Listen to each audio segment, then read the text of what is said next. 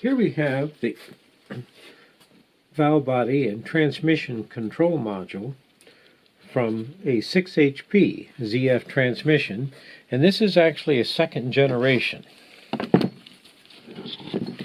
unit, and of course I can tell by the configuration of the passages there on the valve body.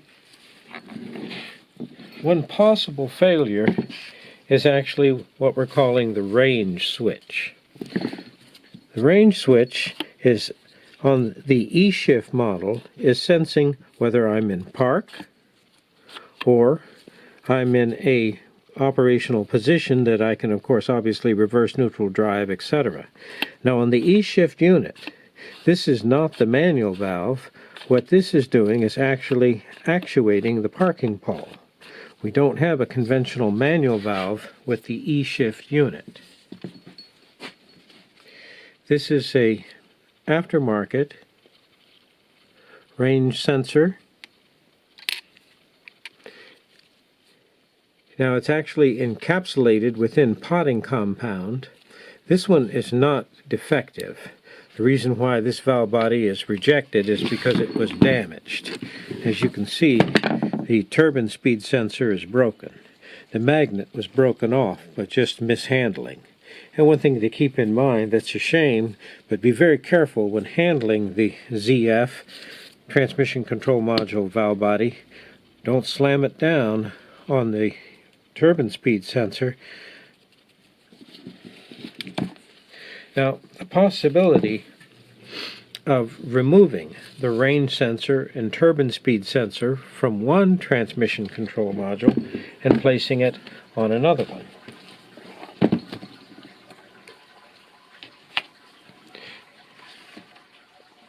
Here is a transmission control module from a first generation ZF6HP. Now this one is going to have a conventional manual valve and a manual linkage that positions the manual valve within the valve body. Here we see the range sensor, and this on this model is actually going to be determining the position of the manual valve within the valve body, which will determine, of course, park, reverse, neutral, and a drive range. Here we see the turbine speed sensor, and here we see the range sensor. Now obviously the range sensor that I've purchased right here is not for this model.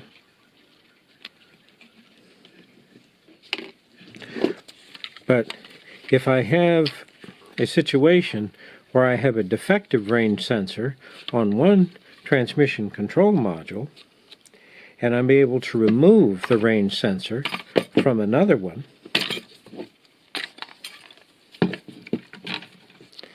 the actual terminals are spot welded.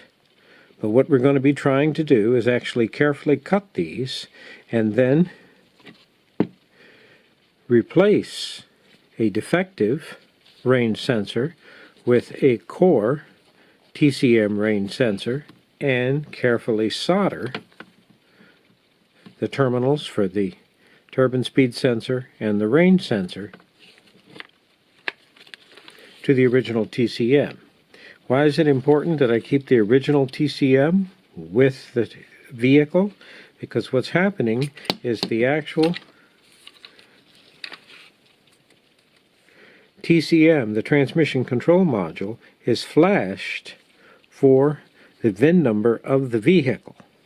So if I were to try to place a strange TCM within a corresponding vehicle, I would have to reflash it. Now that's certainly possible, and oftentimes it can be done for around $150.